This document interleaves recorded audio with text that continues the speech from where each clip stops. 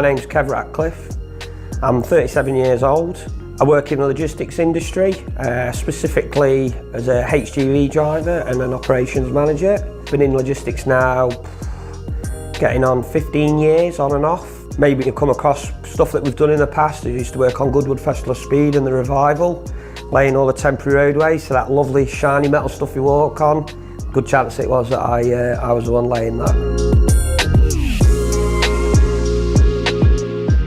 My passion about cars, I wasn't really massively into cars as a little boy. I'd watch the F1 and things and the touring cars.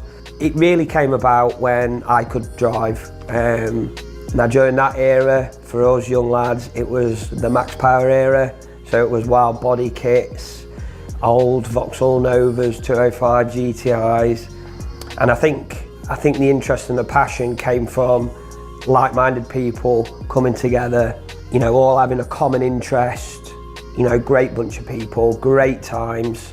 But yeah, I think that's pretty much where my passion for cars stemmed from.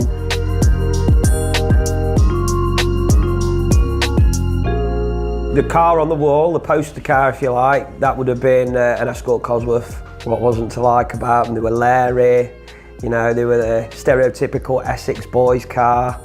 I was fortunate to own one so many years ago, only briefly, but that was certainly a car that sort of pulled me more into the scene, you know, from the rallying heritage and just seeing these things rolling down the street. You know, it was before Mitsubishi Evos and Scoobies were really about. The car was the Escort Cosworth.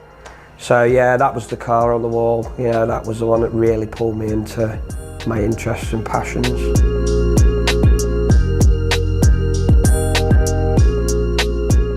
My earliest car memory will have been sat probably in the back of my mum's bright yellow Fiesta Popular Plus turning into our house. I remember, it's just a memory that I remember quite vividly, thinking that it was like the Banana Mobile, you know, the old Banana Man thing, because it was bright yellow, this thing.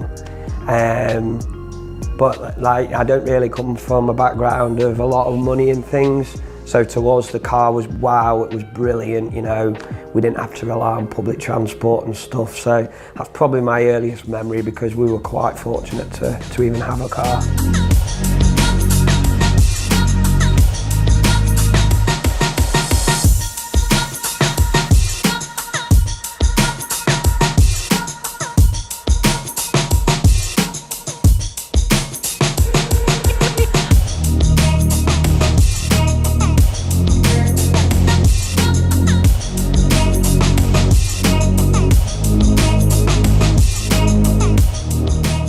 To get here today, to be here at Porsche Chester, buying what is, I'd say, one of my dream cars, first and foremost is determination, grit, and nothing short of hard work. I've come from literally nothing, where people wrote me off, said that I wouldn't really ever amount to anything, and I just decided that that wasn't going to be me. So I've earned my stripes. I've been a driver's mate. I've sat back and took like a sponge information, other people's experiences, and I've been fortunate with certain situations and opportunities that have arose. But I put myself in a position to get there. Now I work in logistics. And at the moment, it is a very attractive industry to work in.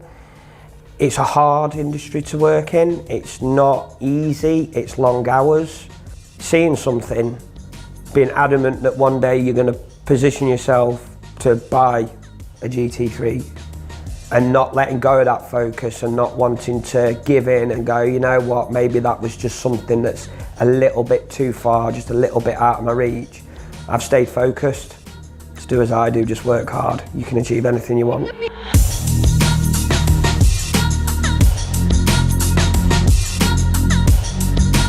The motto I live by is very simple: work hard, play hard. If you want anything in life, nobody's going to just drop it in your lap, not unless you're fortunate to win lottery. Come on tonight. If you want something, you can go and get it. Don't let anybody tell you you can't. I'm not special. I'm not sat here with degrees coming out of my ears. I'm not sat in an ivory tower. You know, I'm not in that fortunate position where I can just cream off other people's hard work. But I'm here as a working class man that's grafted and that's basically lived by the motto, work hard, play hard, and I certainly intend to play hard.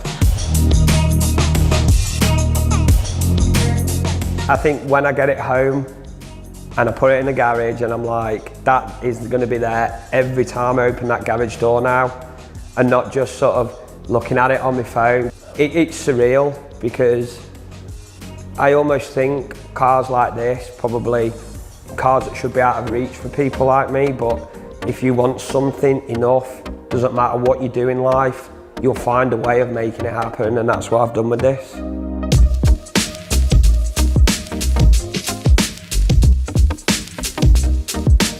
So what drew me into a Porsche 911 GT3? Now this is a very simple answer for me. I touched on earlier, I used to work on Goodwood Festival of Speed. I think it was 2014 or maybe 2015. Porsche actually launched the GT3RS at Goodwood Festival of Speed, and we just happened to be there when they rolled it out of the lorry, the delivery vehicle. And to say I was sort of a bit starstruck would be an understatement. Just the lines, the just sheer aggressiveness looking at the car, the rawness, you know, whilst we weren't obviously allowed to sit in it, you know, they showed us around it, they started it, and it was just like, this is something special, this is a proper car. At that time, I think I had a Mitsubishi Evo at the time, and you know, I thought that was great, but a GT Porsche, come on, let's be honest, that puts things into perspective a little bit, and yeah, that for me really sort of cemented, there's a car that I want to own one day, and just kept working, and now here we are.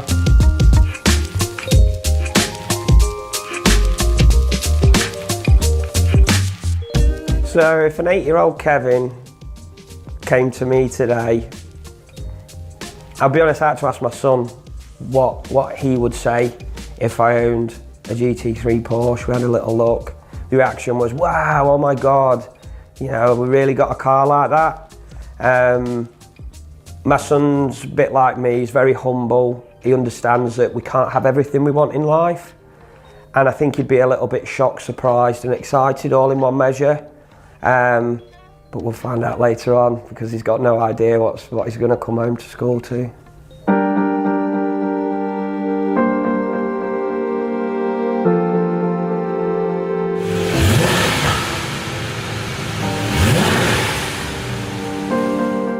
First off, before I get into what makes them special, I've got to thank them, because what they've done for me is go way above and beyond what I think anyone can expect from a company that's basically funding your car.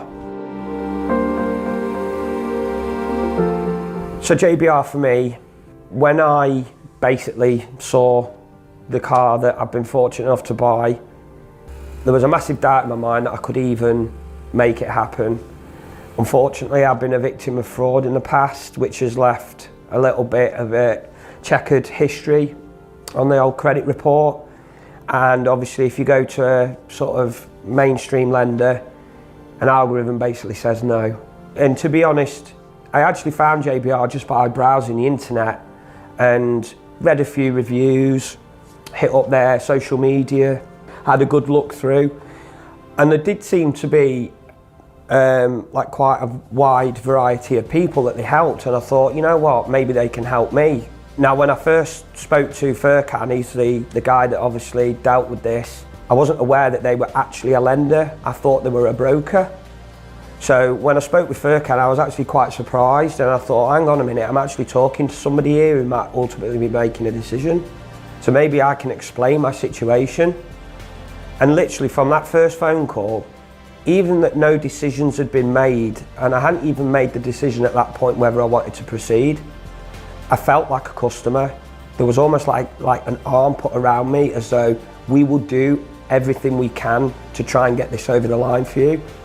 I almost felt part of a family, and literally from that first phone call, everything from that point was always in a positive mood, and it was, you know, we think we can help you. We think, you know, we think there is something we can do for you.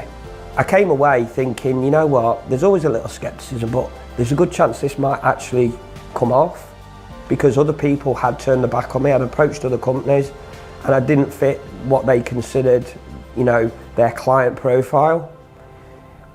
With JBR, I didn't feel that. There was no sort of categorisation. It was, you're a human being, we're going to assess you as a person, not just what a piece of paper tells us about you. And I'll never forget the day when I got the call off Furkan. It had been one of those days, everything had gone wrong. It was teeming down with rain, and I got an email, can you give me a call?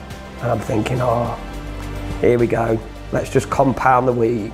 Unfortunately, we can't do anything.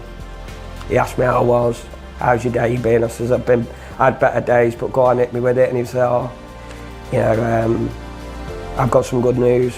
We're good to go. We can help you out. And I think the jubilation was just something else.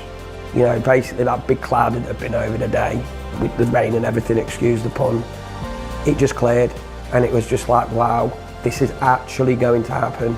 Everything's been seamless. I've been treated better than I could have imagined, really. I'm not just a statistic. I feel like I'm a valued customer, and, you know, as far as I'm concerned now, my business is your business, and any future cars will be purchased with the help of JBR.